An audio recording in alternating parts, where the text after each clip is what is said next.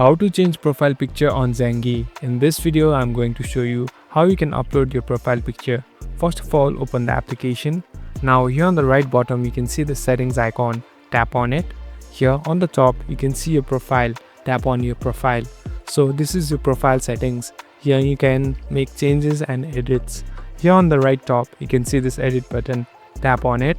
Here you can see the option called add on your profile picture. Tap on add. Now tap on agree. Here you can take a photo instantly or choose your photo from gallery. Here I'm choosing take photo. Now you can take a photo. So now you can tap on this stick button and you can even crop or customize however you like and it will be uploaded. So again, here on the top you can see this stick button. Tap on it and it's done. Thank you for watching this video. I hope this video will help you.